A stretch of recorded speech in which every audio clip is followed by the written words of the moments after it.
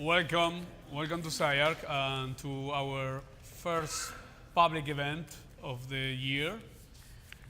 We decide, which it seems to is becoming a trend, and this is the second year in a row that we start with a panel discussion or symposium.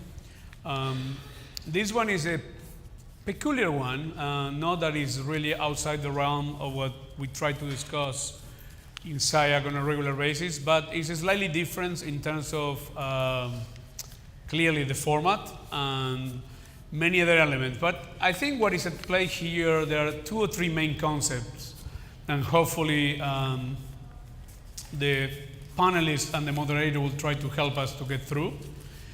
And in this particular time, it's very interesting how we are reshuffled almost on a regular basis the means of communication of knowledge, the production of knowledge, and the distribution of information. And this is, of course, in any field, a very interesting time. And I want to be very clear, at least from my personal position, I always believe that the present is always better than the past. That doesn't mean that we should take whatever variables of the present for granted, or we should not question it or figure it out where is the right place to resist, where is the right place to challenge. But for architecture, in terms of this era of multimedia and multi-acceleration of communication, it's a tricky challenge since our discipline relies so much in a certain level of slowness or a certain level of accumulation by time and also by deep knowledge. And many of the ways that we communicate today is challenging that notion, and how we position ourselves is not always an easy way to answer. And so for me, the premise is to figure it out how we can start to develop new mechanisms of depth of knowledge and not only about density of information. And by all means, I think all the mediums are expanded our capacities and capabilities, how we can reflect and think about elements. At the same time, it's producing a sense of immediacy that sometimes things come and go too fast and doesn't quite align to the agenda of architecture. That's one part of the problem, I would argue. The second one is how we develop mechanisms to separate the noise from what is truly relevant and truly important.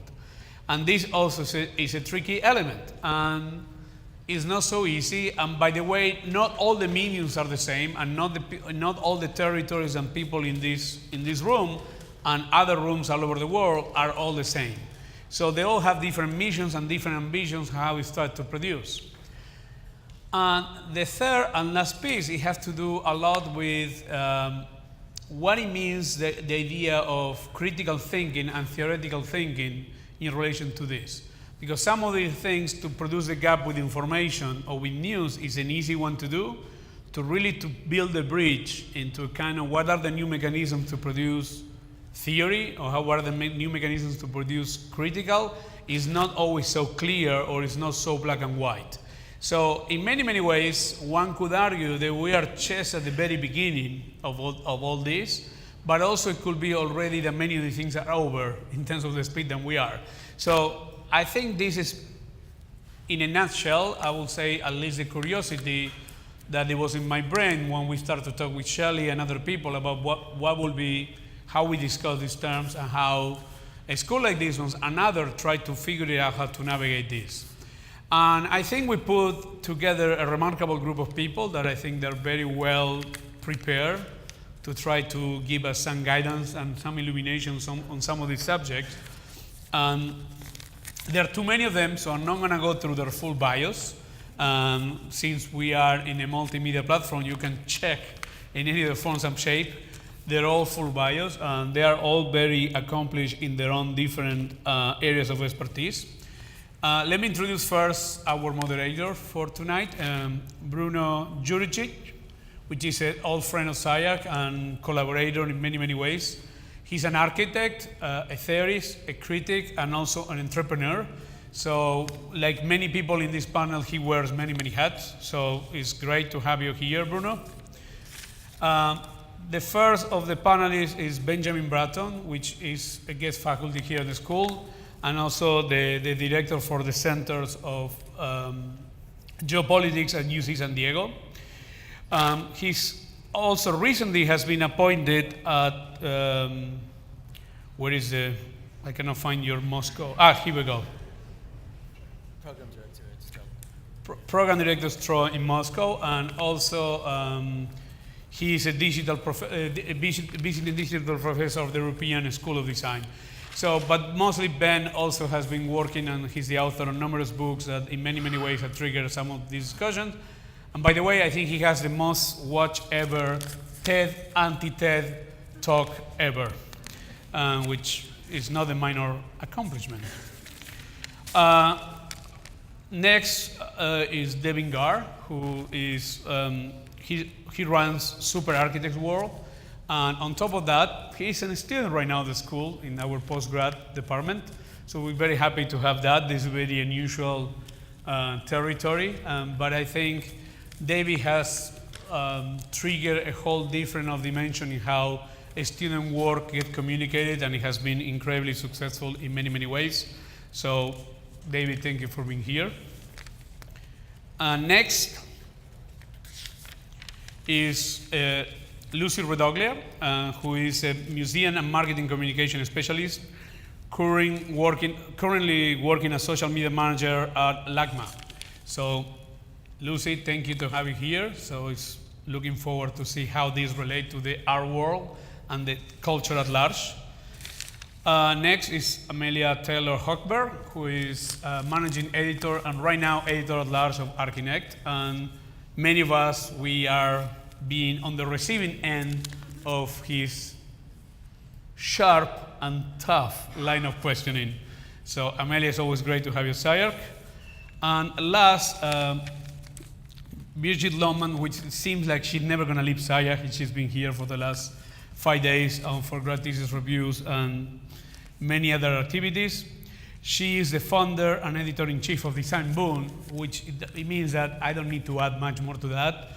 It's probably one of the most influential design blogs in the world. So we're happy to have all of you here. So on that note, I'll pass the baton to Bruno. Thank you, Hernan. Okay. Following what has just been said, I just want to address a little bit. I want to bring on the table like 2 key terms that are pertinent to the idea of communication, proliferation of communication, and its kind of accumulation. And these 2 terms are dissemination and attention.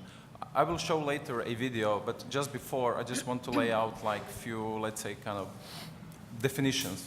Because dissemination, it's a way of reaching out. So it's a kind of vector in order to propel, enlarge certain audience, and furthermore, it is also a mechanism to create engagement. But the thing here, it is that we have to understand the level of engagement along 2 different axes. One, it's the kind of vertical axis, and it's the one that is propelled and emitted by the kind of content manager or content creator, and it's a kind of top-down vision, even though it is operating in a kind of larger distributed network. And the other kind of axis, it is the horizontal one. It's the one that is actually created by the audience in itself, so the communication between the audience. Those 2 axes are actually competing to each other. Those 2 things are, let's say, asymptotically convergent, but they never really touch each other. So there is this kind of contact moment that I would like later to explore and to understand in which way we can kind of untangle or let's say operationalize those moments, because those 2 things are bringing certain kind of political things at stake, certain kind of agency, and certain kind of relevance for architecture itself. So let's say that these 2 matters of concerns, because the content manager or the kind of emitter of a certain content into the network has a certain matter of concern. That's why he's curating and kind of selecting the object of interest. Either it is a physical thing or a non-physical thing, but he is the one that is curating and emitting. The thing is that those 2 horizontal levels and vertical levels are competing for a certain definition of reality. So no matter what kind of, let's say, plan, no matter what kind of selection criteria we have, the moment we emit, there's some kind of purposeness embedded. Sometimes there is certain kind of theory behind, sometimes there is certain kind of intuition, but then the moment it is out there, there is a certain kind of horizontal level that is happening, and those two moments are competing for a certain definition of reality. Let's say a trivial example would be if you post an image on Facebook or Instagram, if there is a possibility to make comments that are text-based, suddenly you start to have like hundreds, thousands, or n comments. But the text, it's not just complementary to the image. Actually, the text, it is fighting for a certain definition of reality or a certain kind of definition of the object of interest that the image, for example, was posting, you know, or propelling. Why those two things are relevant for architecture and its relation with the larger social media and the project of dissemination? In two ways. One, that we can understand that this dissemination in itself, it's a design project. So we design the infrastructure, we design the criteria of selecting the content, we design the platform, or we just kind of integrate into the existing platform, or we kind of customize the existing platform. And the second one, it is also to understand the social media as a design tool itself, and how those two elements are connected. The second term that I want to bring, it is attention, because into the dissemination project, or the kind of designing of dissemination, the thing that we want to achieve, it is attention. This is the like or the dislike, the comment. But the logic, it's the logic of attention. Why I think this is crucial? Because attention has two kind of layers, let's say, of understanding. One, it's purely operational. You want that people are engaged with your thing. And the second one, it is also a conceptual thing. It is conceptual in the sense, if we think the attention within a kind of educational envelope, the people that we train as architects, we are basically training certain level of attention. We are training certain kind of capacity for them to articulate a thought. So in this regard, and this is very relevant for some kind of discourse about disciplinarity and extradisciplinarity, in which way architecture relate to itself as a kind of inclusive discourse, but also in which way it is propelled and linked to the outside, the kind of extradisciplinarity to other practices, and we have a long history to this.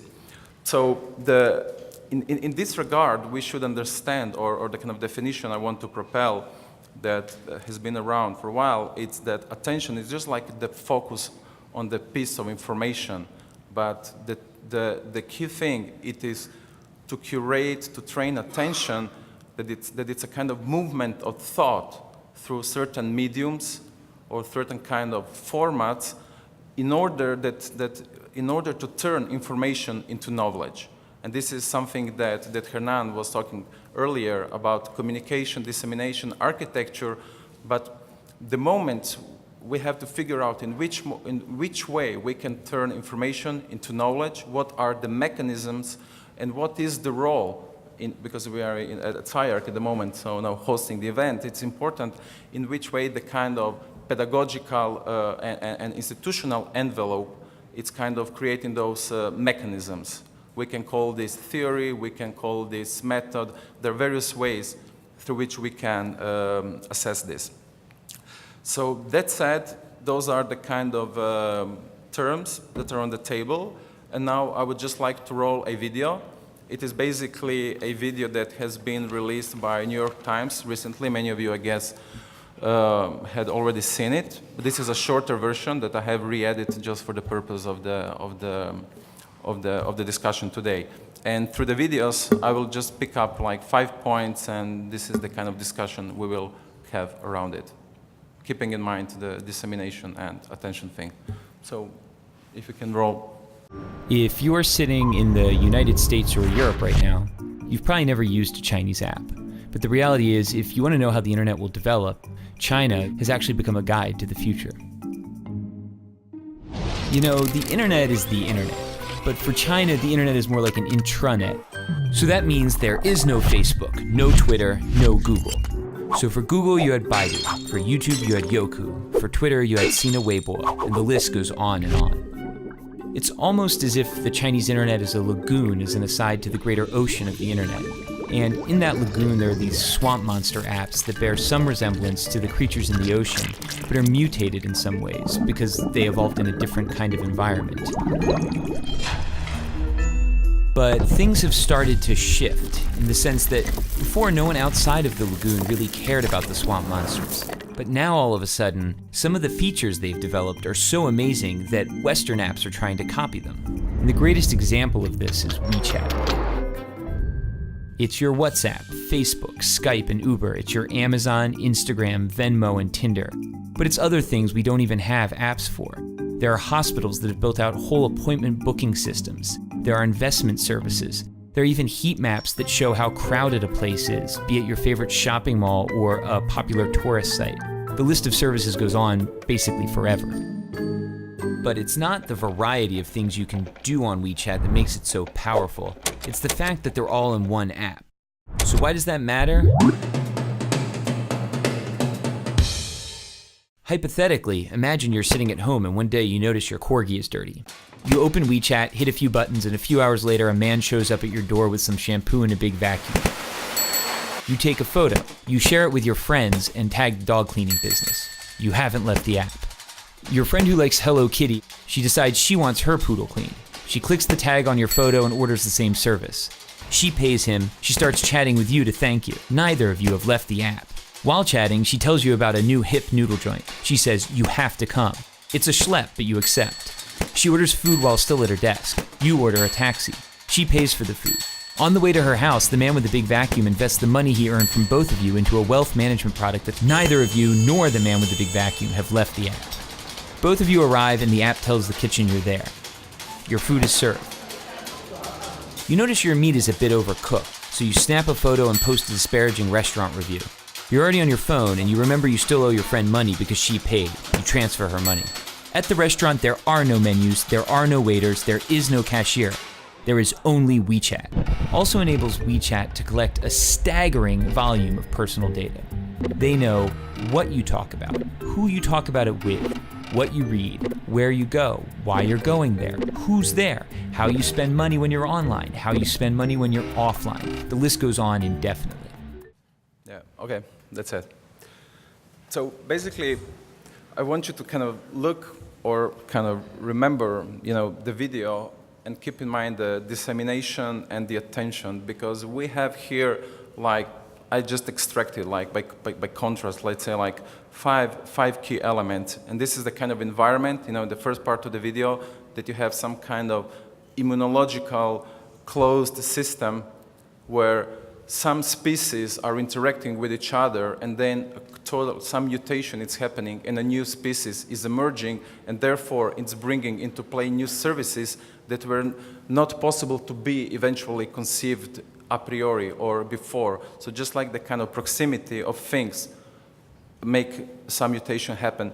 The second thing is the geospecificity, and it means that there is the role of the cultural the cultural environment. So we have to be open to the multiplicity of values, interpretations, and the readings. This kind of idea of the opening, some kind of relativist position, but rigorous. And then we have the idea of interaction.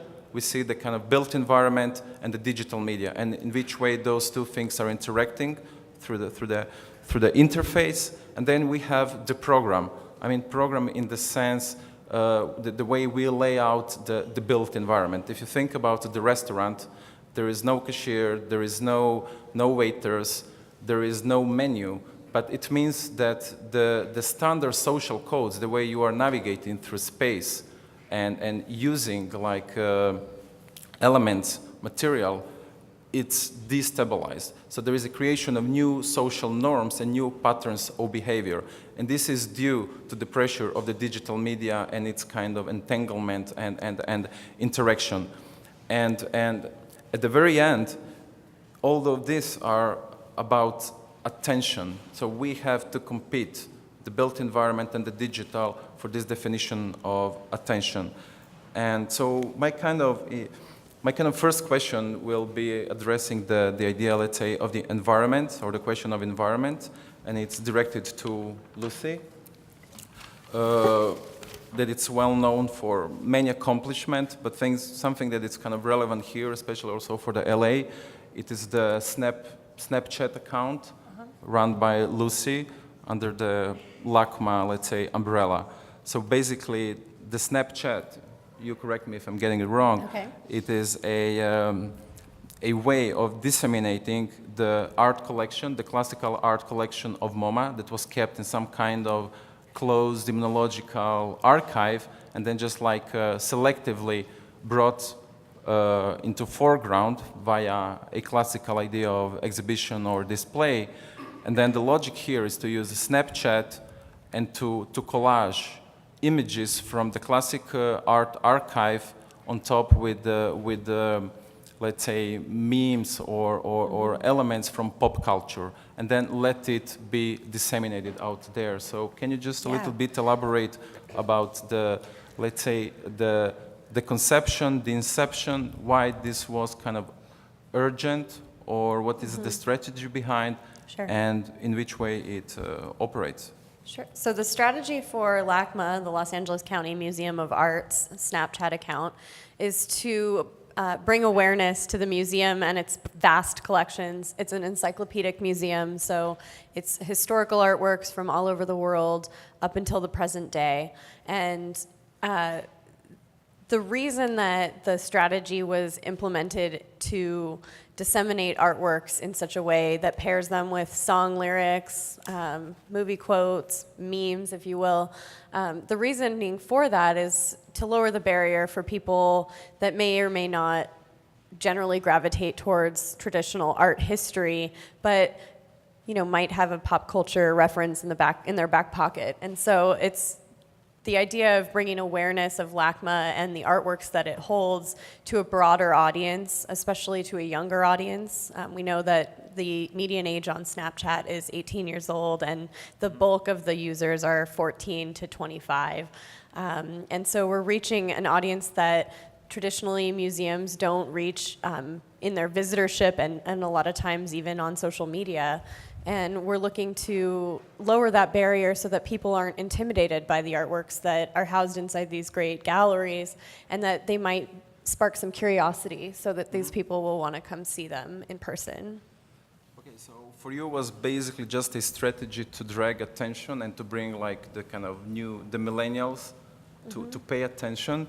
But I'm kind of curious, what are the afterthoughts after the kind of phenomenon occurred and it was spread around? Have you been considering like let's say the implication, the kind of moment of afterthought in the sense that, let's say, if you think about this, it's a very sincere, like an art institution. The analogy, it's quite similar, for example, to the strategy that Duchamp was using with the Mona Lisa, the photograph, the archive, the copy, putting on top like pop references or let's say low culture references. But then his idea of abstraction was still to keep the image inside an art history. So the idea of distance and abstraction was to keep it to be operative inside the art history. So the question about the image that you propelled outside, is it still inside a certain kind of discourse of art history, or it is purely a medium of dissemination, completely neutral to the institution that emits the image into the channel? I don't think it's completely neutral. Most of our Snapchat images have the LACMA logo on it, so they're identifiable as from the museum. And I think that maintaining that connection is important, whether it's a tenuous connection or a strong connection. I think to have the artworks be part of the art historical canon should be pretty apparent to the viewer, hopefully. And then we also get a lot of questions asking what this artwork was, or can you tell us more about it? Is there history related to this? And we will send links oftentimes, which speaks back to your point about dissemination and how there is the engagement level where you go back and forth with the individual receiver of the information. They can talk about it on their own discourse, and then, or they can actually react and interact with the social media the producer. So in fact, we do oftentimes relate the artworks directly back to their art historical significance. And as standalone images, because they have LACMA's logo on them, hopefully people can relate them back to the original source in case they want to learn more. If they don't want to learn more, at least they're there out there in the world for recognition, for other people to spread the word about them, and again, to create that awareness and increase that awareness and bring it out into the world. Let's say, beside the fact that the image that it's out there, it kind of has the logo and then it's indexing back to the emitter, do you think that those images are part of some kind of post-internet or internet art milieu? I mean, do you think they have some kind of art value or artistic value, or do you treat them just as vehicle of dissemination? Or they are kind of having, or they acquired a life of its own by the simple fact that they are then redistributed on a kind of horizontal level, and then that you acknowledge this as a... I don't know if that's for me to decide. I think maybe even it's not really something that we can determine in the present. It's something that we can look back on and decide later whether that is something that has become part of its own, if these images have become their own thing aside from the artworks themselves, but if the digital version with the pairing with the meme or the song lyric part becomes something new, I think maybe. I don't know if that's for me to say. I think maybe in the future someone else might be able to make that distinction more clearly. Maybe you're making that distinction now. I'm just I don't curious. know if that's the initial intention right now. I think the intention is to really disseminate and provide the world with a new medium, and to share artworks from LACMA. But I think as standalone images, I think that you make an interesting point, and I think it's something that I don't know if I have the authority to decide, but I think it's up to the viewer and the consumers of the information. Okay, so let's say on this regard, I have a question in this kind of line of thought to Davin. You know, so in which way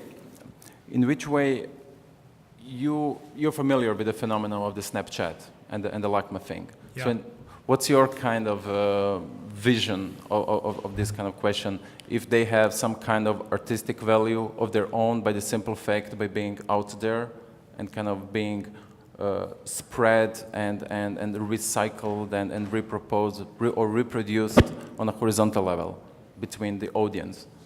So the image, let's say a piece at LACMA, being re-represented through social media to an outsider.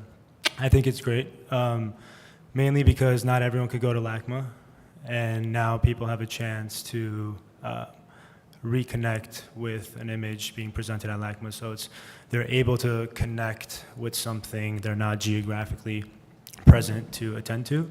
So now geography isn't, we're not limited by geography anymore. So now we have a chance, we could all be at LACMA.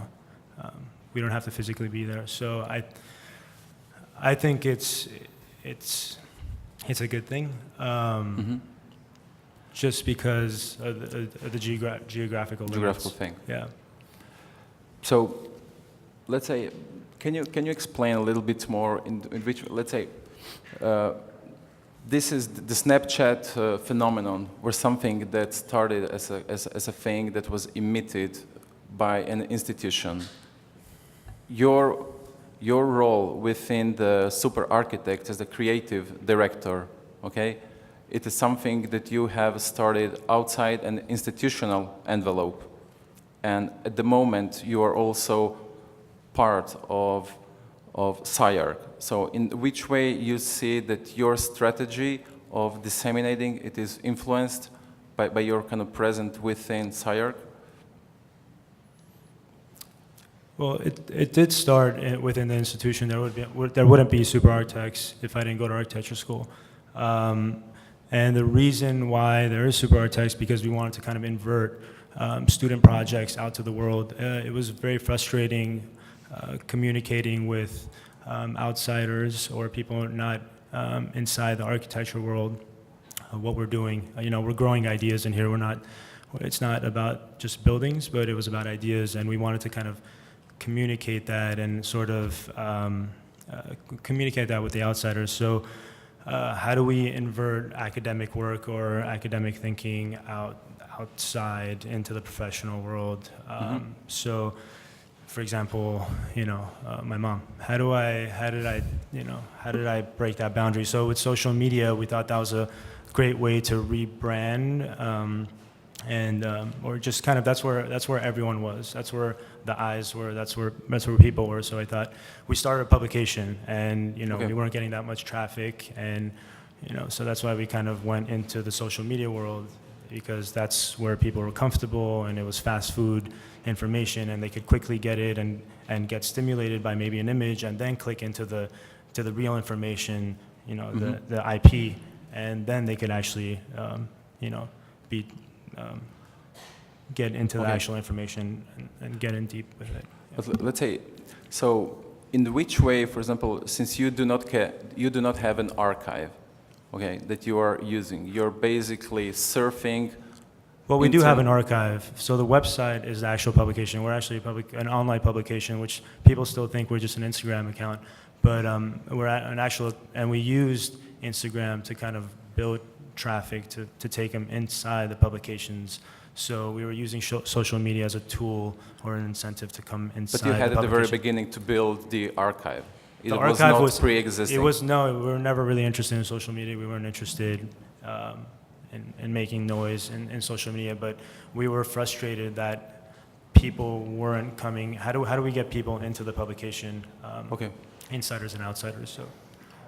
So does you have some kind of, is there like a kind of disciplinary stake in your work? Because you are dealing with images, and images have a long history in architecture about conceiving spaces, creating new forms of representation. So in which way you are relating your work and your use of social media as a kind of disciplinary concern? Is there some kind of feedback, back and forth? So yeah, I think that's where we want to get eventually. So we just kind of wanted to build a brand and sort of rebrand architecture in some sense to then we're thinking of how to do that. How do we sort of combine IP with this image? So it's very difficult to do that, and that's something we're still trying to figure out how to do properly. And we have a bunch of extension platforms we're building in line with super architects.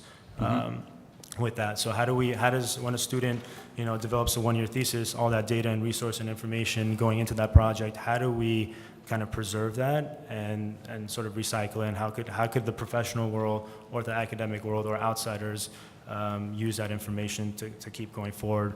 So we just wanted student projects to have an afterlife and to be present rather than just kind of be stuck in this kind of in this box and sort of and sort of pass away. So we think, yeah. So let's say, what is your strategy? What is your strategy to drag attention? I mean, do you have a specific strategy, color coding, text editing, layout? Is there like a method inside the super architect's box? Is there like a method through which you select, you edit content, and then later on you spread it out? it's getting more and more difficult. With Instagram, well, I guess maybe we'll talk about Instagram. It was a very infant platform, and it was less saturated, so it was much easier to filter through what was happening in there. We had a pretty strong team to kind of go through, okay, what's happening in Korea, what's happening in U.S., what's happening in Africa, what type of projects are happening there, and we just kind of wanted to loop and cycle these projects and in a more democratic way. So what's happening in all these different schools in all these different areas? Let's kind of teach each other and use this platform as a way to kind of give everyone a voice. So that in terms of the curation strategy, it's difficult. We want to keep it as democratic as possible, and there's obviously needs to be some sort of, we want it to, the bottom up or the top down, which you're talking about. So it's very difficult because we want to keep it as democratic and open source as possible, but then we want to also have some sort of curation. So it's very intuitive. Okay, let's say this aspect of the kind of geo-specificity, you just mentioned that you are, like many others, like when you assess like a project or you have to publish a project, that it's part of a different kind of cultural environment.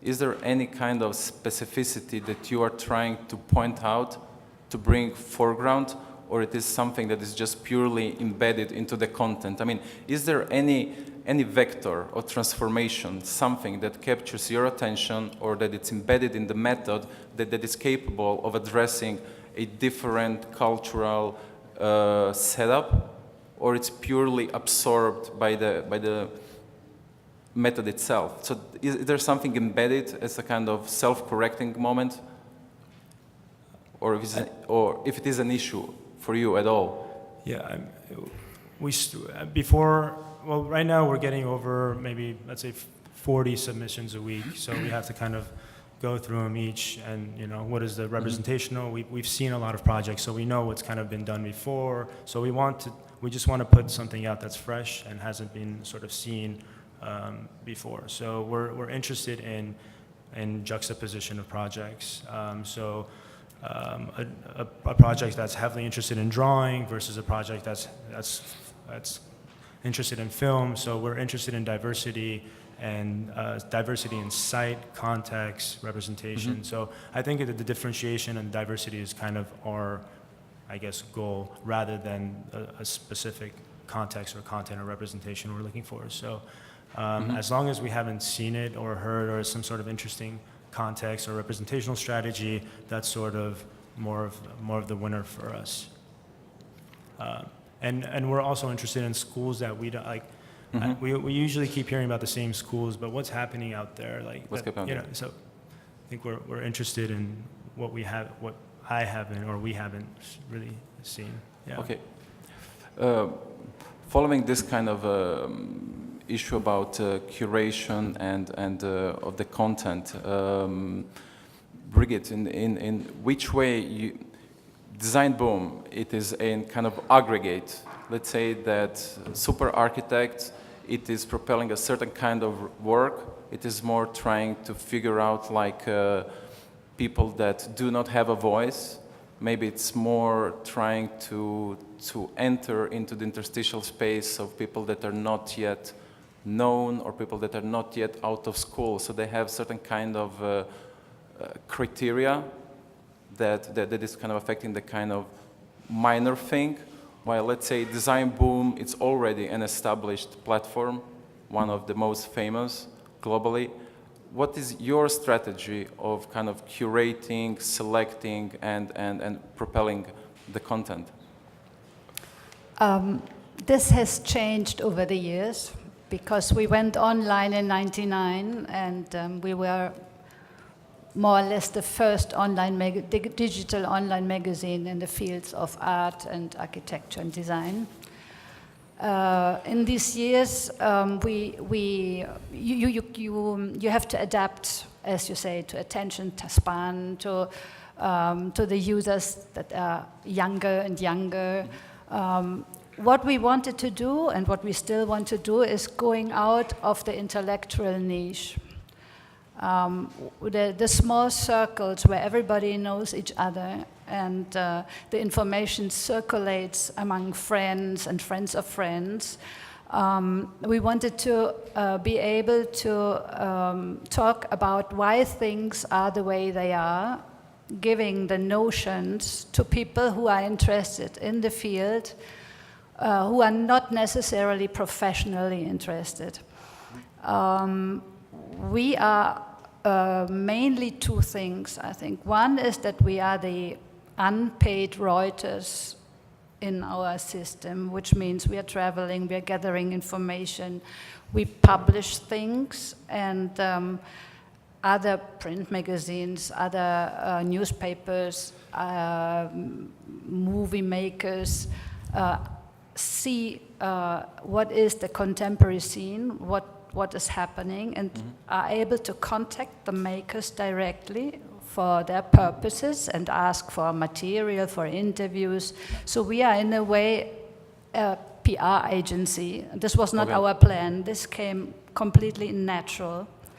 On the other hand, we, as you were talking about the vertical system, we receive information from the architecture studios, because if we publish their work, if it's good work, they get invited for architecture competitions internationally.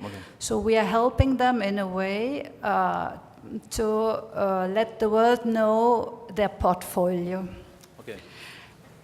And the horizontal communication is that we have a platform where architects, designers, artists upload their own work.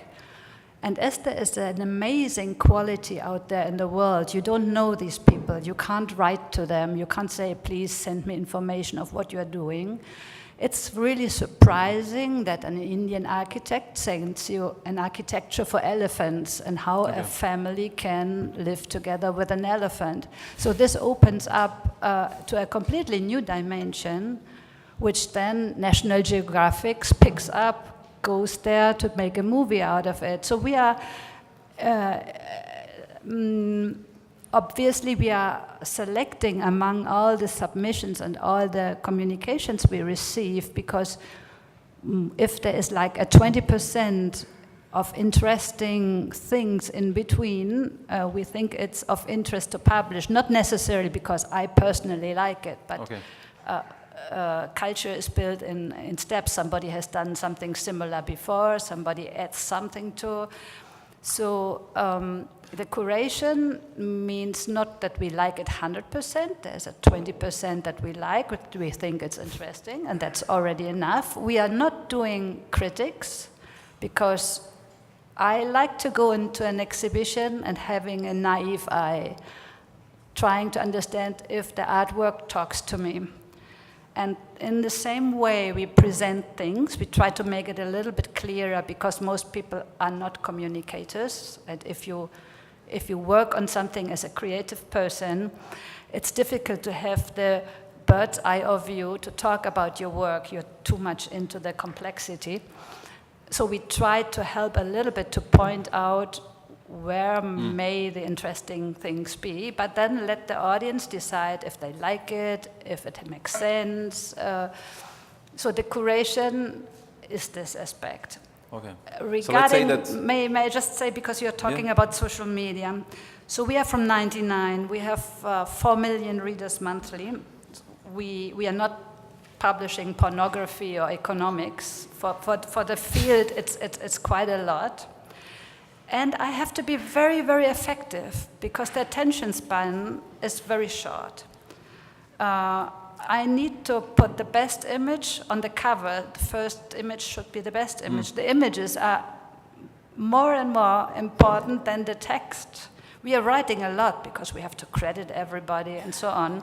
But what is really the communication is the image. And most often it's the first, the second, the third, and then people stop. They don't read the whole article. When we are doing 25 images and a long, long text, because we are from the old world,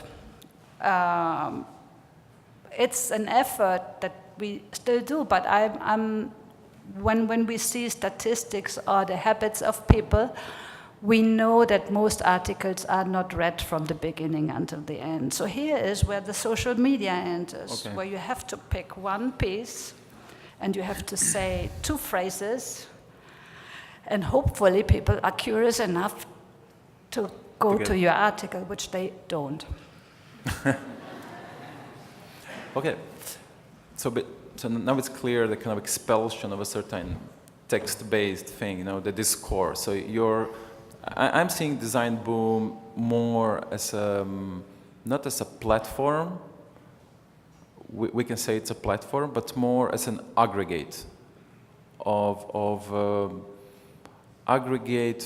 trends, aggregate of images in a way. What I'm curious it is that in which way you curate, and two things. One, you are basically, the categories you are addressing, it's architecture, art, technology, and design.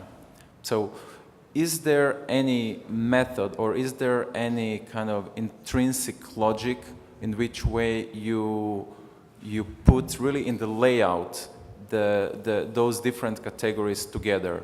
Or they're just like a navigational tool that you go there, you kind of scroll the menu. Because, why I'm stressing into this? Because the level of attention, the moment you open, you go to the link, you go to Design Boom. The first thing that you see, basically, it's a kind of composite image. It's not like one image, it's a composite image. So is there a logic for dragging attention that it's taking, let's say, into consideration this aspect of technology, art, architecture, design, or it's purely a kind of product of a certain kind of sequence of publishing and releasing things? Or there is a curatorial logic behind it?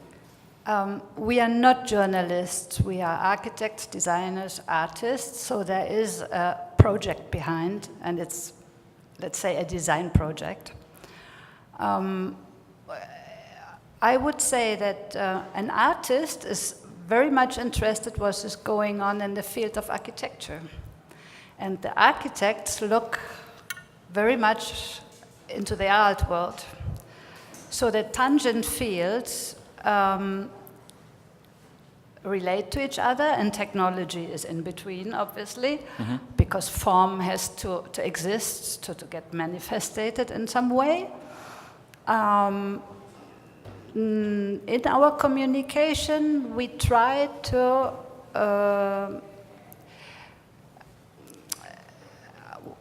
for example, if you look at Instagram, there are certain images, I already know how many likes they will gather, and it's scientific.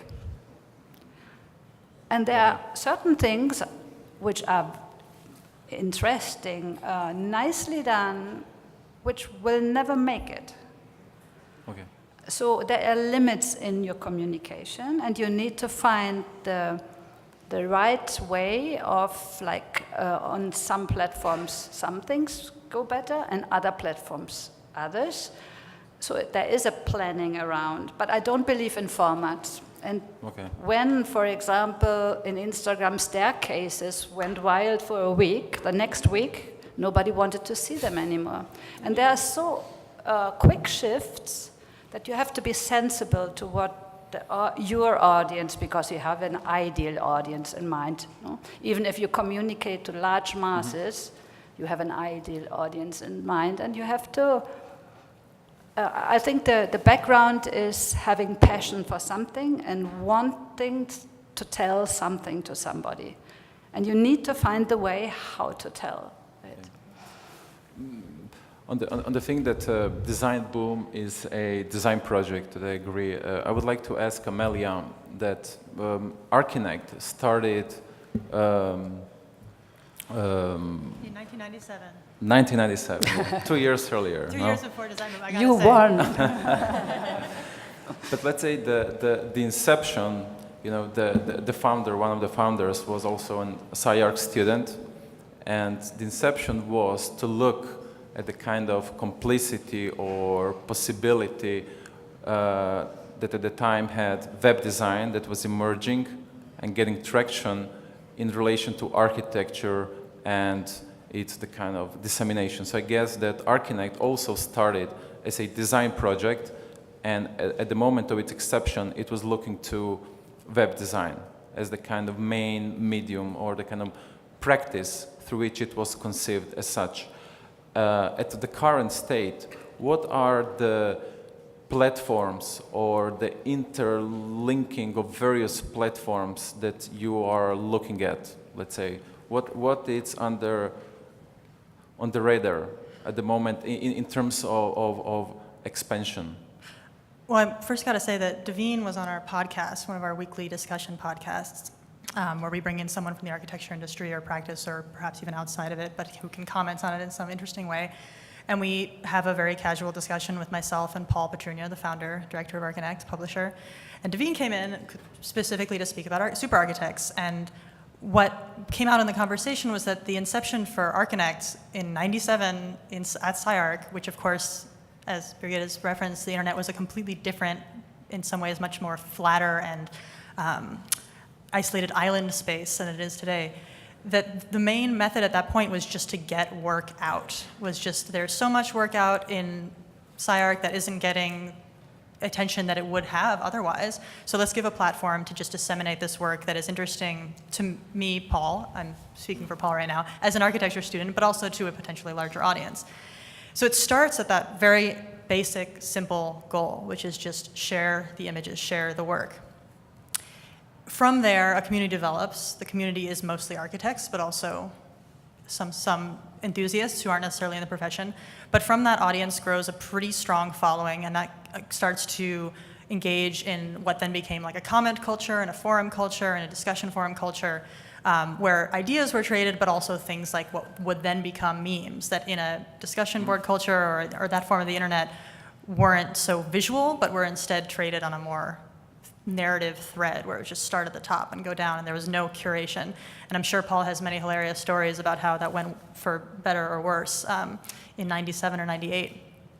But at that point, it wasn't really as much of a platform for a wider audience. It was still very much tailored to architects. Today, and I should preface too, is I'm not an architect. I came to it through alternate avenues. And what strikes me about Archinect and what is very much now part of our goal is to serve the architect community and the architect as an idea and as a profession. Mm-hmm. And so that doesn't necessarily mean that we're only going to report what is important for getting your licensing fees put in on time or the more technical aspects of just being a professional in that space, but all of the things that would serve the whole architect. So it would be interesting to you as a practicing architect or a teaching architect or just in the role as the architect, but also something that brings you out into whatever is not in that immediate sphere, but enriches your practice, enriches your existence. And because the architect has the idea that doing that will make them a better architect. So we have a very sympathetic audience to things that don't immediately look like they're relevant to architecture, but that we're trying to bring in so that they can overwhelmingly become a better practitioner. So does that answer your question about strategy necessarily? It does. Okay. One thing that I'm curious that I will then later readdress to all of you, but it's the kind of intro to a question to Benjamin. It is, are you all kind of monitoring, let's say, the life cycle of the images that you are propelling outside? So in which way they do behave in terms of their temporal scale? Because one thing that is crucial to the attention, it's the temporal scale. And I would like to ask a question, because this is something that Benjamin was writing about, and it is interested. And this is this idea of attention linked to the idea of time, you know. So by quoting, let's say, the French philosopher Bernard Stiegler, you know, he was talking in terms of the kind of pedagogical or actually educational kind of milieu about the short circuit and the long circuit. The short one is the kind of interaction that is happening in a kind of short time span that we can, let's say, by analogy, equate with the interaction that is happening in the social media, you know, the tweeting, the Instagram thing, certain kind of lifespan that is happening through the comments, but then the kind of new information it's coming in. And then we have the long circuit, that it's one that it's more embedded into the idea of time as a duration. And this is the level of attention, let's say, that architecture has been more used to. So it has like 3,000 years of, let's say, memory of dealing with this kind of attention span. And so the question would be, taking into consideration that architecture needs dissemination, but we also need a form of attention that kind of comes back, something that turns information into knowledge. So in which way the new media, with its kind of hyper-acceleration of this life cycle, it is affecting the understanding and the construction of architecture on this kind of long scale. So it's an interesting question. I will sort of take it in a somewhat different direction, perhaps. The way I see it is less that the images, the speed of the images, the speed by which images are produced with those cameras, sensor mechanisms that we all carry around in our pockets in a certain sort of way. I see them more as a kind of sensory apparatus. It's a way in which we have swarms of people out in the world capturing bits of information about what's going on, more like a sensor would, that gets aggregated together in a certain way so that the possibility of a kind of a sort of collaborative or aggregate map of what's in fact going on might be there, more like insects might go around and sort of map what's going on around them. This kind of cartographic impulse is, I think, a basic function of any form of intelligence, collective or individual. And so I see in many ways these kinds of social functions in this way. Also what's interesting to me, and I was inspired by the WeChat video that you showed here, was how it is, I mean, one of the things that I'm very interested in to write about is the interplay between what we could say call the physical envelope that architecture has expertise in, and the kinds of virtual envelopes that whether the devices in our hands that we go around with or other kinds of instrumentations that produce a different kind of layer or access or interface to the world around us. What I'm interested in is the way in which design might understand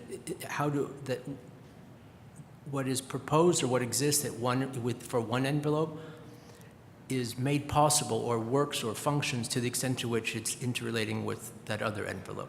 And so that the restaurant that you saw only makes sense because you have this app. The app only makes sense because you have the restaurant. And in fact, the two are dependent upon one another. And which suggests a certain kind of design logic that an expertise of what goes on inside the screen and an expertise in what goes on outside the screen is fundamental to any kind of programmatic urban intelligence or some kind of systems that we may want to provide. So for the image, I mean, one of the things that I'm interested in is how it is that certain kinds of images become tools. Right? Our conventional graphical user interfaces, the buttons with words on them that we click, they're a kind of image, but they're also a special kind of image that is, when you manipulate that image, it causes something to happen in the world that, in principle, has some correspondence with what that's an image of, right? You hit the button and that something like that button happens, right? And here you have, in this shift of image into interface, you also see in things like WeChat, which is, I think, actually not a closed lagoon. I think it works because it's a platform that brings lots of other things into it. The image becomes an interface, and the interface becomes infrastructure. And how images become infrastructure is of real interest to me in this way. Not just as this sort of sensing mechanism as I described, but at another kind of more fundamental level. And I guess, one of the things, the relation of image to architecture has traditionally been one in which designers produce images of forms to come, and that in this way. we may have, in a certain sense, seeing a kind of inversion of this, in which the images are being produced subsequent to the form, about the forms that we see, whether it's the kinds of things that these projects disseminate. And the question is, let me just square this, is what happens, what are the strategies for the design of form with the presumption that they will be imaged, that they will become enrolled in certain kind of interfacial systems and regimes later on, that they will be part of an infrastructural system that exceeds just their formal qualities. And that's, I think, putting architecture in a different kind of, a different set of goals, a different set of criteria than it would have been otherwise. Yeah. So sorry, but. No. But what you were saying about let's say the blurring between the interplay or interoperability between the physical and the logical, let's say. Interoperability is the key term. I think it's more about, honestly, I think it's more about interoperability than attention. Yeah. Right. We're talking about digital media. It's not all social. And I think the reason that the digital systems that we're talking about work as social systems is because of their non-social capacities, which are essentially about the interoperability between all of these things. Between different layers, right? Yeah. Because what I think that let's say, following your answer, it is that if you think about social media, it's quite a young phenomenon in the current sense, the one that we are experiencing, the kind of intensification of social media platforms and their kind of interconnectivity and building platforms on top of platforms or within platforms. No, but before this kind of before the emergency of in the current state, that the proliferation or aggregation of images, it was so intense, or let's say so massive, that at a certain point it started to affect the arrangement of the material world. Before what point? I'm saying that the aggregation of images, their kind of intensification, just by the fact of the quantity. Very recently, you mean? Yeah, very recently, I'm speaking of very recently, just by the fact of the quantity was producing such a huge pressure within the digital platform that was creating new services. And the new services then were pushing or were rearranging the material world. And then they start to kind of be interoperable or interlocked one with each other. But my kind of question to you, or you were talking like they're kind of in the game of looping one versus each other. But let's say this is a current emergent condition, that they are kind of recursive or kind of interplaying. But maybe it's a question, is it that the moment of inception happened because of the massive quantity of images that was accumulated, that then produced new services, and then the service actually required a kind of material reorganization. And the material reorganization, it is informing or creating new social codes or new patterns of behavior, as the kind of example of the restaurant. If I take your question properly, I would answer both yes and no in ways. It's absolutely true that by any measure that you would want to, whether it's total, number of image files or some raw sum of terabytes, exabytes of images, or whatever, that we've produced far more images just in the last however many years, decades, than we had of artificial mechanical images than we had for all of the decades previously, right? And depending on how you measure it, it would be in the last 2 years to last 4 years, right? Most have been produced quite recently. Also, most of them produced not necessarily for humans to see. If you count different kinds of machine vision systems on assembly lines and surveillance systems, the rest of it, it's images produced by machines for other machines to analyze. And so any objective, disinterested species who would arrive on Earth today and was interested in describing the visual culture of Earth would realize that most of it is for machines, not for people. But that aside, just the human images that we're sort of talking about. I think, I mean, on one hand, I mean, no, anthropologically speaking, symbolic systems, material systems are always in a recursive productive process. This is nothing new. We would expect this to happen. On the other hand, yes, I think you do see the ways in which an accumulation and a sheer quantity of images, particularly images and metadata about images, where this image has taken place, what's in the image, who took the image, and how that image becomes a signal within other systems of identification and indexing and location cartography that go beyond necessarily the semantic content of the image, but have to do with the conditions of its production reception that produces other layers of intelligence about it. This is where those platform services come from. But they sometimes do so in strange ways. Like one of the people who's teaching in our program at Strelka is Lev Manovich, who does a lot of analysis of Instagram and the different varieties of the way in which the people use them and model them in the sort of the microcultures of this as well. And so there's also ways in which you can analyze and understand what's going on in a space and what the micro-sociology of that space is by looking at the data that's going, of how this is going on there. And you have strange effects like, I mean, anyone who uses Waze knows the phenomenon where if you've got too many people using Waze in one particular time, it tends to, it causes its own traffic jams by pushing people off into one other sort of ways is this as well. And so the recursion of the metadata about the use of these things as well becomes a productive force in how all of this works. And this is all, I think, this is all part of any infrastructure operates this way, and images do too. I'm interested actually in something you said towards the beginning of what you were saying about how the imagery becomes the infrastructure, and I wondered if you could elaborate on that a little bit further, and how an image, a digital image in particular, becomes a physical object or a physical, or the proliferation of these images, the group of images in the larger scale becomes the infrastructure. What did you mean by that? And Well, I think the intermediary point in that transformation is the interface, right? That there's certain images that, I mean, just to sort of say that there's images that maybe represent something that's going on, and there's images that would represent a range of possibilities. And that when you manipulate that image, those possibilities are made to happen, right? This is a function, this is why GUIs are a unique kind of diagram, that they don't just represent something, they cause the thing that they represent to happen as a form of instrumentation.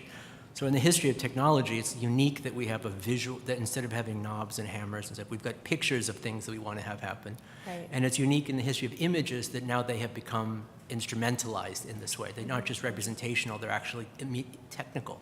This is of what GUIs work, whether it's on a screen or VR or AR or the rest of this as well.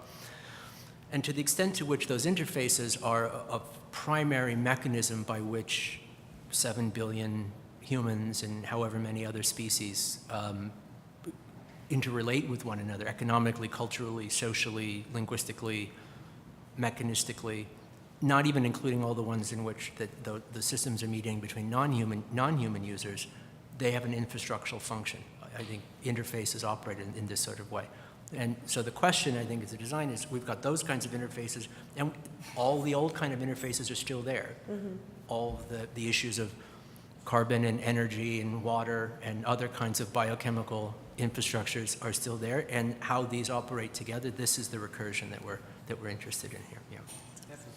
What we're actually saying, it is more on the side, when we're speaking about dissemination, it's on the side to use dissemination or the production of images as a design tool, more than as a just like way of propelling information or turn it into knowledge because you mentioned the machinic vision, images that are produced by machines, but that were not meant to be part of the kind of, I think you used the term ocular in your book or something, like they're not meant to be propelled for subjects. They have like other kind of... Which is not for people, let's say. They're not for people, right.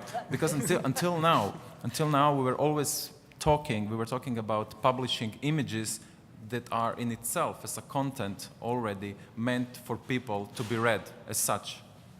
Now, before, like, when you publish a project, it is already edited, so it's already a kind of product. It's done in terms of image. It's meant for a subject to be read as such and to address the content. In the kind of machinic vision, the image, it's meant to be generative. It is meant to kind of problematize the subject, or actually to open its position, like what it means to design something. Because to design something, it is to design for humans, but also, so it means that design can change the notion of what is a human or what is a humanity, because by itself it's a kind of discursive construct. While if you think about the pure social media dissemination, we are constantly kind of reinforcing the existing definition of humanity, and design. While the question would be about attention, in which way we can open this up for a reconsideration. So for a new definition of design, new definition of humanity, and what's at stake. If I'm Yeah, I don't have a short answer to that. Can I ask either a question or just throw a wrench in here? Most of this discussion has assumed that the creators of the content have some degree of authority, or have the inherent authority as to how it's distributed and what it will actually, how it will actually land.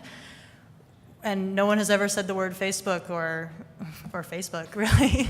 And that there are these platforms that are, whether or not it's a team of editors or a host of algorithms or a concert of both or whatever, there are other platforms that are dictating how these images and how this information is landing in an audience that is not at all under the control of the creator. The creator isn't entirely beholden to the platform in a way that, sure, you can self-publish whatever, you can submit your work to Design Boom, you can send it to ArcConnect, and we'll consider whether to post it or not. But in the end, we, as well as platforms, are betrothed to the products of something like the actual ultimate disseminator, the one that is getting it the eyeballs and that has all the investor money to say, this is where the advertising money is going. So it's incredibly difficult to say that, to really see where the authority of the designer actually can get traction, if not also being able to walk this incredibly difficult tightrope of engagement in the literal digital media sense of someone clicking on your content and that getting you money, as opposed to actually enjoying your ideas and building off of them and creating a discourse around them.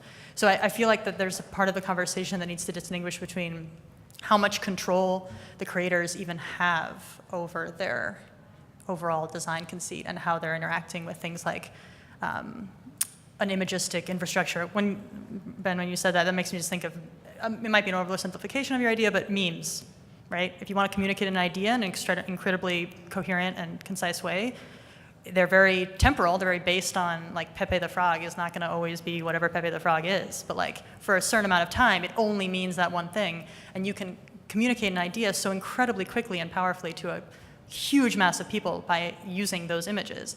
They then disintegrate with time and history, and maybe the Twitter accumulation in the Library of Congress will eventually be searchable so that we can understand these things better, but until then, it's like, it's just a wash, and all of that stuff is going to move on to the next big thing, as we've been all struggling with.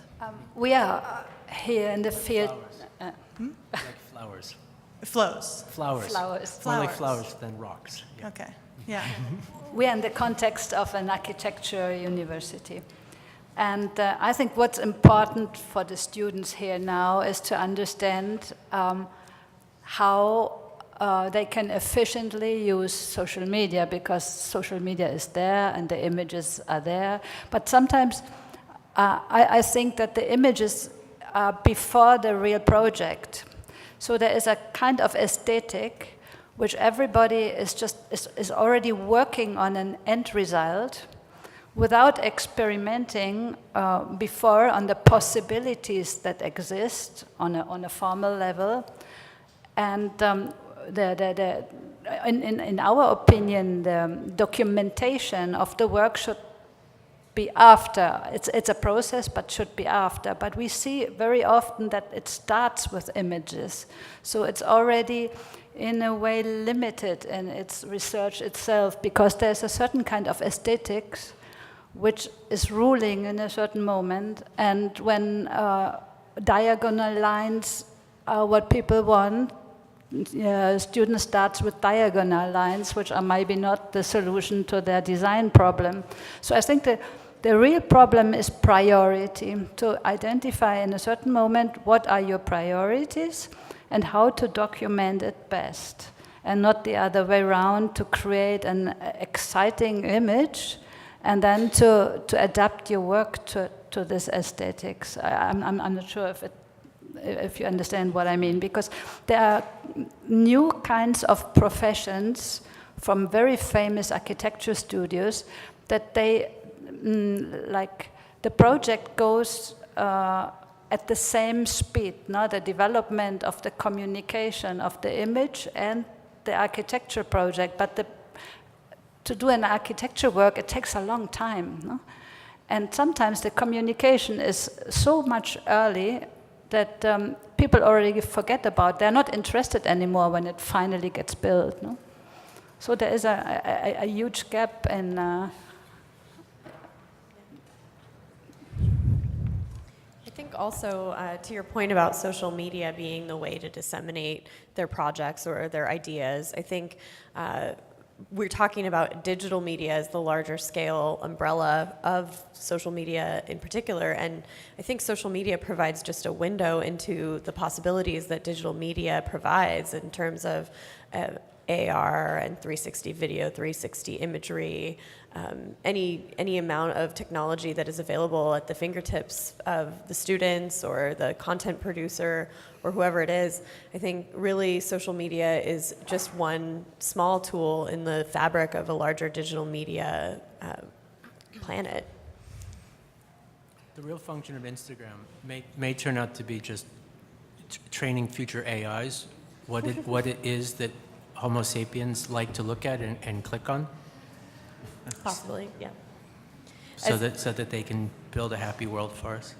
Yeah. But we yeah. wait out the Anthropocene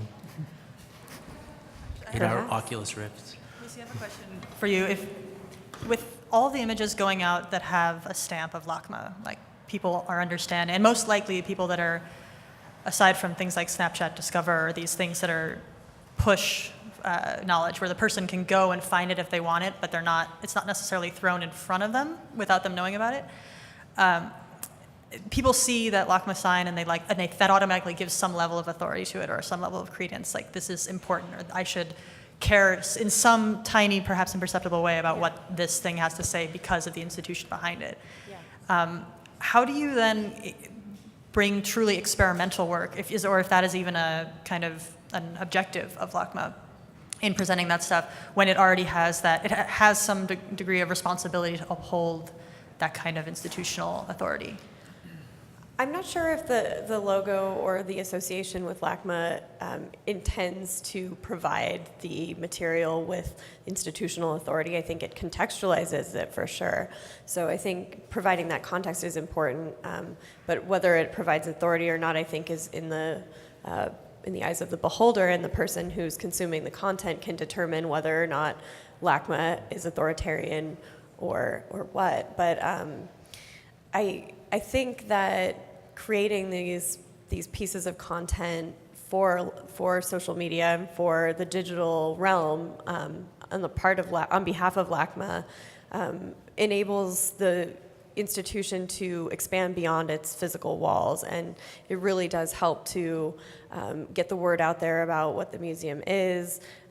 If somebody sees the LACMA logo on a Snapchat that they're interested in, what is LACMA? They can Google LACMA and they'll find it, and that's that context that provides. However, a lot of our communications don't have our logo slapped across it. A lot of our communications are ephemeral. A lot of them have, related to tweets or Facebook posts or Facebook Live videos, and the content that we create really has overall the goal of working together to contextualize itself, actually, and to provide a bigger picture and a holistic picture. One piece of content itself alone cannot do on it by itself. I took the gist of your question, correct me if I'm wrong, and also to your point, was sort of along the lines of, can you imagine a circumstance in which LACMA or an institution like LACMA instead of using Snapchat and Instagram and the rest to document or to communicate in a outreach or propagandistic sort of way, the art that the institution holds would be using those channels or commissioning the use of those channels in such a way for the production of original artworks, in the same way it would commission the use of other kinds of digital media channels? And if so, what would be the parameters by which that work? Is that sort of what you were, I think, trying to get at in terms of the way designers might use these channels other than just to follow fashion? Or however, I don't know quite what you were getting at, but I think that's is this part of, anyway, yeah. I'm sorry. Yeah, that's a possibility. The potential to use social media as a medium for art production, I think, is there already, and people are using the social networks to create artworks. Whether or not the institution itself is going to create artworks on these platforms, No, not as the artist. An individual artist could perhaps work with an institution to create artworks on a social platform, or utilize the social platform to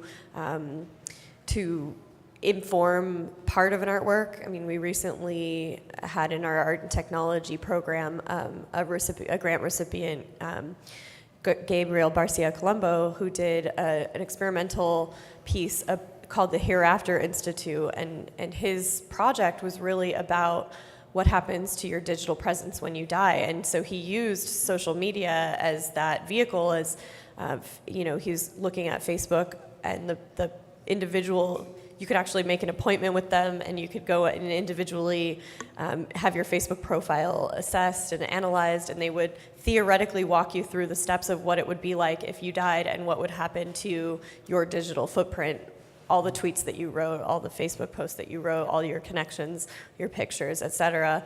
And I think to tie that in with an artwork is something that's already being done pretty prolifically, actually. What I was saying is that I feel that most of the images are redundant. There's too much into it, and it's not so easy to read them like in the architecture field. No? I think most of the images are redundant, period. Period, yeah. If you run it. Yes. The thing is that you put a lot of effort in the creation of the image, and then you feel happy with it, with your result. And once when you have made a lot of sketches and a lot of models, and it took not so long time, not this sophistication of the final image, you had more possibilities to experiment, to compare this to this, this to this, this to this, arriving to your final solution, which is the best. Today I see that there are many people working with a lot of effort. They have the final image, and then putting this into discussion, trying something else is simply too much effort. So I think for many it's limiting instead of helping them. I majored in graphic design, and that is precisely the reason I departed from the practice, is because I was not the type of person that wanted to go back and edit and change what I had already created. I wanted to just have the final product and be done with it.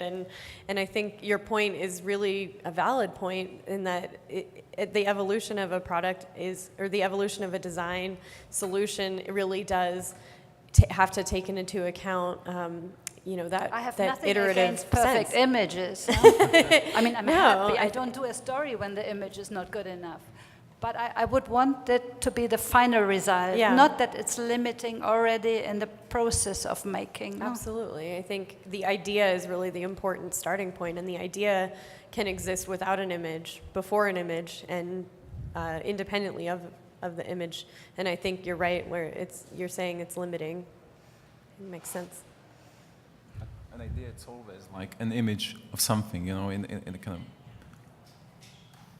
Sorry. I'm also kind of interested, like, what happens when it goes in total opposite spectrum, when you've got architectural design that's so completely beholden to its own potential for its imaging, that it's transformed in some completely unexpected sort of way towards that.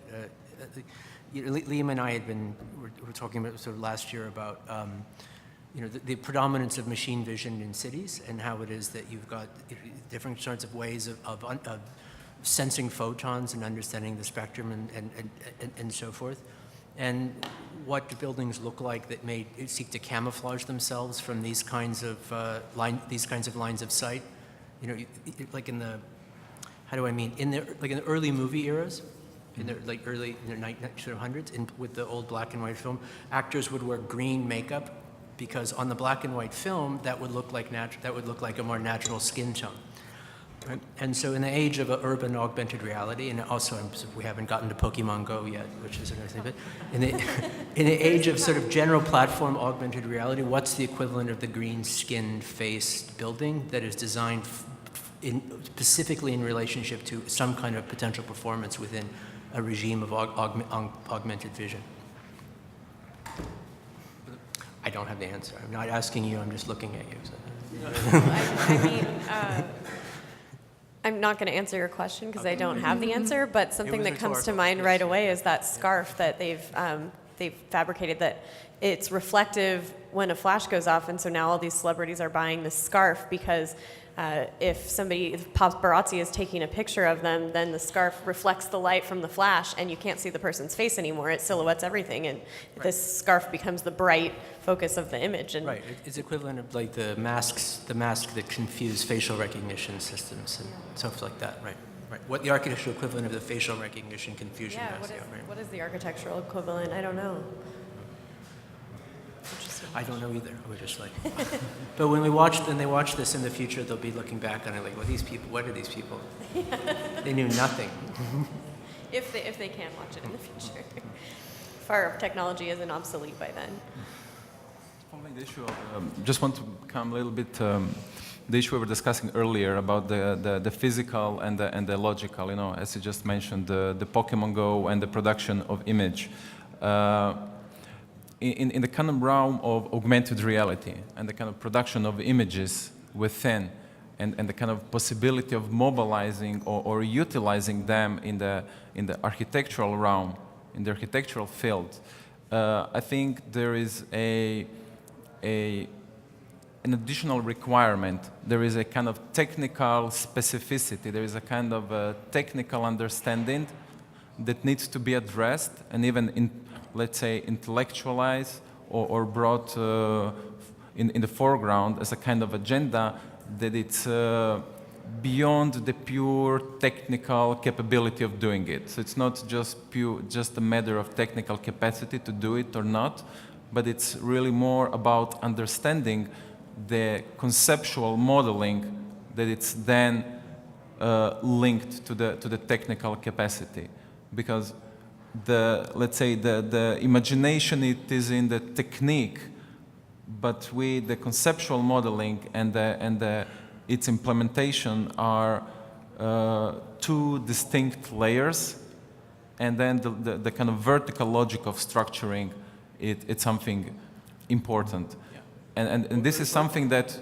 Or even just the inside screen, outside screen, right? Sorry? The inside screen, outside screen. What's yes. interesting about the urban AR systems is usually the effects that they have urbanistically of not what's going on the screen, but in the kinds of swarm behaviors, placemaking, other kinds of negotiations that happen outside the screen. And so those are the ultimate effects that the software is putting into motion. And so the design skill is not just in the technical skill in the organization and programming of the app, but in setting in motion the effects that exceed the app. And that's the physical virtual recursion we were talking about before. Sure. It's the same principle. I'm just like I brought this on the table because let's say the kind of conceptual modeling that we have in the architectural school, it's still very informed by the kind of late 90s topological space, use of software, and the kind of an entire discourse that was built around this. And then we have like the intrusion of even machine vision images. But the moment they kind of are incorporated or mobilized into the kind of logical representation as one modus of producing or conceiving architectural space, or other forms of engagement, I have the feeling that actually they are in a way domesticated or not fully exploited because they have to adapt or to comply to the kind of conceptual modeling that was formed in the kind of modeling, topological, post-topological discourse. So now it's more kind of discursive question. While what we would need to address it is to understand really the conceptual modeling that it's implied into the technical, let's say, interoperability, the kind of really vertical structuring of those new tools, techniques, or technology. And this. Yeah, I follow your point. I mean, he would probably be the one who's, I mean, your project is a fantastic index of the ways in which those other kinds of non-architectural technologies are brought in at the level of the studio and the pedagogy, and how it is we make the different ways they're made sense of. I mean, but at the same time, I would say that, you know, the technical is not enough. We need the conceptual. Yes, I mean, yeah, sure. But at the same time, you know, even as a theorist, I think the technology is way ahead of the theory. I think the old model of we read the philosophers and then we apply the philosophers to the project is where it's not useful. And it would be nice if it could work this way, but frankly, the philosophy is just decades behind the technology and the tools and the engineering. And I think part of the role for theory at this point, among other things, is to develop the concepts from the uses of the technology and find out what they're good for. But we don't really know what these technologies are good for yet. And I think the architectural studio is a fantastic laboratory for finding out what they're good for. And theory is a way in which to abstract those discoveries into principles that we could apply in other contexts. We're going to take the theory and we're going to make a book that a building looks like Derrida or Deleuze or someone. This era is over, thankfully. No, I totally agree, but that's why I think it's. Oh. But I think there is a, you know, we just came out of 3 days of reviews. You know, there are many people talking or looking at augmented reality, virtual reality. I mean, even if it's maybe not present on the wall, this is the kind of environment we are exposed to. And so the issue here, it is that we don't apply theory in a kind of axiomatic way anymore to produce form or to explore, but we still need some kind of critical thinking, you know, in a kind of problematic way. So we have to be capable of posing the problem, but in order to articulate the problem, that it's pertinent to a problem pertinent to the milieu of augmented reality or virtual reality, or larger engagement with the different digital platforms, we need to have an understanding of all the layers that are vertically structuring it. Otherwise, we are here in danger of constantly just reusing what we already know and try to kind of push it inside. And I agree. I mean, I did a six-layer stack drawing and then wrote a 500-page caption to this in the form of this book. So, yes, I agree. Yeah. You stated it's a design brief, no? As a design brief, yeah. But then the problem it is, if you're, it's not a problem. It's a question. You know, your book, it's a design brief, let's say, and so in which way you think it can enter like a school of. In which way it can be mobilized? You cannot just kind of forget all the things that happened before, even though your book is completely rearranging certain kind of understanding and structuring, because I think it's phenomenal in the way it's really showing the vertical structuring, instead of just the old model was more linked to theory, and then it was more kind of operationalizing some kind of horizontal mapping of a certain phenomenon, technological, and then trying to extract diagrams or sensibilities or aesthetics. So in which way you think the book can kind of enter the methodological, let's say, or pedagogical realm within the school. You cannot forget what came before, but in which way in a short time span you can kind of upgrade students to. Well, I'll try to give a quick answer to this. The verticality has a big part of it. I think it's the argument is about the interrelationship between design at multiple scales. I think what we're seeing is a resorting of the subdivisions within design that may have been established in the early 20th century. And we understand that what's happening at one scale has implications for what's happening at the other. We don't have very good ideas of models of the totality of those interrelations, and so the book is meant to be this sort of attempt to do so. There's a number of ways in which it could work, but it really has to do with perhaps a redefinition of the temporality and spatiality of the site condition to indicate both the way in which it works as a nexus point by which networks congeal and operate together and to define this, and how it is you might delaminate those layers to find out where the salient points are, where an intervention at this layer has reverberations at those that turns out to be decisive, is one way in which this would certainly work. But there's a longer answer, but I hesitate to open this box. A simpler, no, very kind of, let's say, pragmatic question will be on the same line. When you were speaking about different temporalities, and then you are also in your book linking this to the kind of the different temporalities. Different temporalities. So, they're linked to the idea also of the border. You know, something that establishes what's inside, what's outside.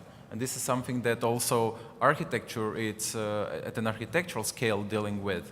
It is basically creating an envelope and an environment, and then it is devising or engineering architectural devices to have the access to the environment, like an object linked to an environment.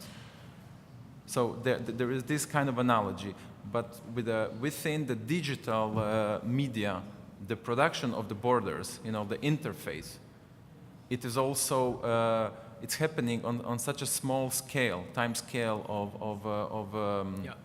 of production, temporality, that is basically, the humans are not capable of reading it, and as such, they're not capable of witnessing it. They're just capable of basically being affected. And so when you link those two things, and as we discussed before, the interface and the material organization of space. So in a very pragmatic sense, if you would have to mobilize those kind of ideas as a kind of design brief, how it is possible for a student or how it is possible for an architect to implement this into the design project, unless it's not cooperative between different disciplines. Lots of different ways, I suppose. This is why it's a design brief, not a project, I suppose. I guess I would say that the affordances of the multi-scalar 6-layer stack model is that you can enter into it from any point, and the other layers become available in a particular way at that start. You could certainly enter into the stack model at the city layer and understand the address and interface and user layer as functions of the city layer, and the earth layer and the cloud layer as functions of this as well. And it recontextualizes and shifts what constitutes that site in this way, as well. And so I think it's available in those ways. I think the modularity of the system has its own kinds of affordances. But if the questions of the oscillations of interior and exterior, the ways in which the acceleration of the decision that decides the interior or exterior of that gnomic line and the productions of the sovereignty is of interest at that landscape scale, or the operations of the grid, that's also certainly a starting point by which the rest of this might become visible. I would like to add something to what has been said. I always like to put it back to a practical level. That's my nature, probably. Even if I'm completely digital, I like things. It's visible. This is a big. I want to say one of the that's real. complex, but I agree. No, one of the real horrible legacies of the 90s of digital culture is the notion that the digital is virtual and the analog is physical. This ratio is absolutely incorrect. They work this way, and it's sent us off in all kinds of cultural catastrophes. I agree. Yeah. What the power of the image, for example, we publish around 15 articles a day for an audience which is worldwide. So we receive a lot of material with an embargo, which means you can't release it until a certain hour, and it's like specified up to the minute when you can publish a certain project, certain images of something. And this is used very often by real estate investments to understand the appreciation of a project. In this moment, they can, in a way, conduct a research of images which will be released worldwide at the same time, how people from different countries react to this, and if it makes sense to really go forward with this investment or not. So sometimes we feel that we are an instrument without even understanding it perfectly for some kind of other evaluations. So we try to be aware, but it's a difficult fine line. No? But this is another part of the social media which probably most of the architects have not thought about. 5 more minutes left. And does anyone have any questions? Do we have any audience members that want to... You have a question?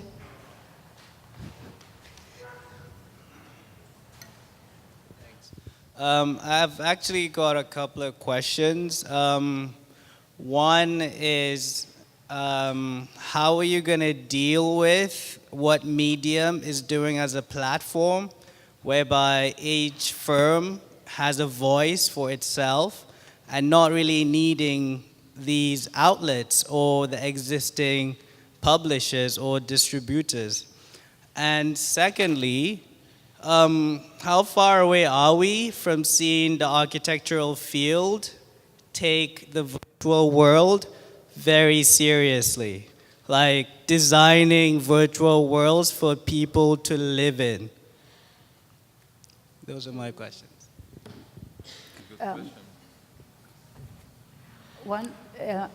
If you don't need the media, don't contact the media. I mean, there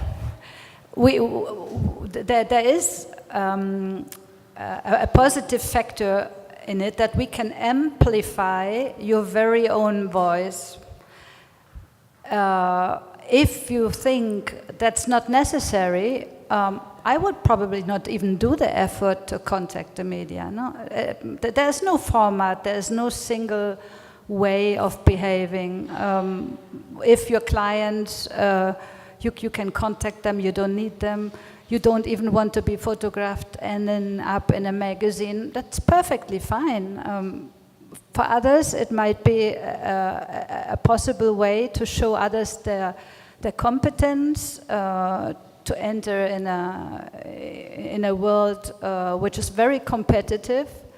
So we can help letting people know what you are doing and how you are doing this.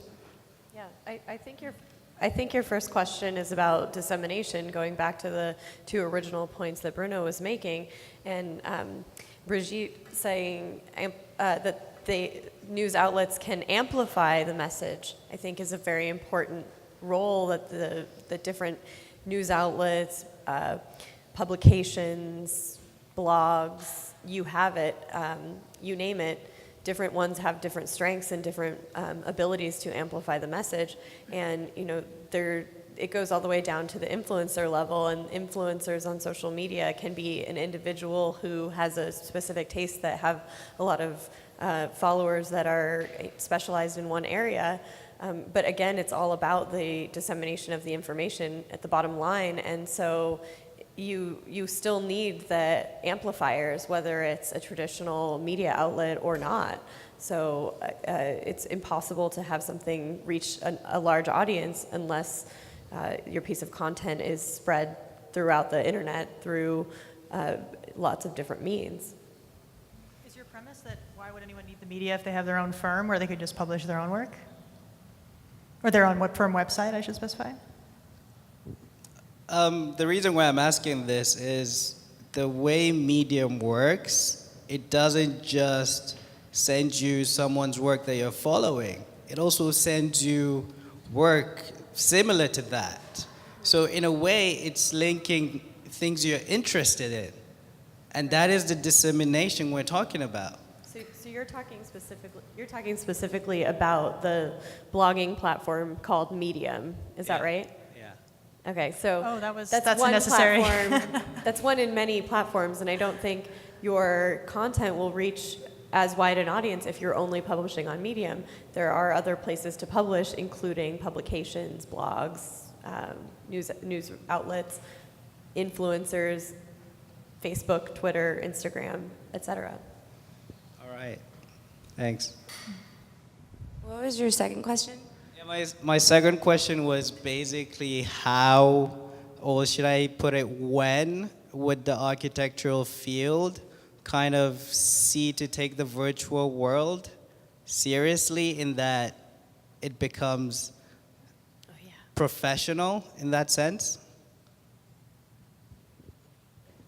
Well, we already have a host of incredibly successful video games that use architects as designers in their spaces. And those video games aren't necessarily consumed through virtual reality media like headsets or such, but they are nonetheless being designed by architects and are approaching a level of immersion that could approximate a virtual reality. So in a way, it's kind of already happening in that architects are creating virtual worlds in their entirety that are also potentially self-generating. But you're talking more about like how are architects actually going to design buildings that integrate virtual spaces, which is like, from a lot of the architects that I talk to, they basically think that that's a complete novelty and something that feasibly as a way to run a business is not necessarily something they're interested in. But as a communication media for clients, they're already doing it as well. They're creating virtual architecture for an exact replica of the future architecture that they're going to build for that client. So there could just be a more intensification of that factor towards an actual business end.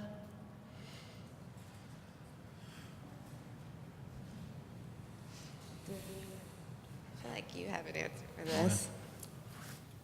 Any more questions, or What do you have to say? No response? It's kind of a very specific question, but so, Kanye West put out a recent album, Life of Pablo, and it was kind of interesting because like a year before it went out, there's a song Wolves that he played as part of his fashion show, and on that version initially it had a couple of artists that were collaborating lyrically on it. But then a year later, the only version of that song that was online was like a bootleg on SoundCloud. And then a year later, he released the album, and then all of a sudden, those collaborators were gone. They were taken off of the song Wolves, and the kind of the reaction publicly was like alarmingly negative. And then it kind of resulted in a Twitter post from Kanye saying, "Oh, I'm gonna fix Wolves." And then a few months later, he released the album. And he fixed it, and it was like him crying and stuff, and it was kind of, I think, a sort of criticism of the criticism in a sense. That's kind of the way I interpreted it. So I guess I'm curious, like, I'm trying to formulate this in a certain way of like kind of this mimetic culture and how it's fascinating, kind of the evolution of kind of traditionally more like rigid art forms are kind of becoming more fluid, and kind of there is this participatory nature to social media. Social media might even be influencing the art itself. So I guess I'm curious from an architectural lens, say you put out a post on Instagram, right? And it's a picture that might be almost like the minimum viable product from an entrepreneurial sense of that, structure, how it might influence the eventual output. And how often do you see that? Like a sort of a more horizontal input to the eventual output of the project, I guess. And I guess I'm using the Kanye West album as sort of a context for that question.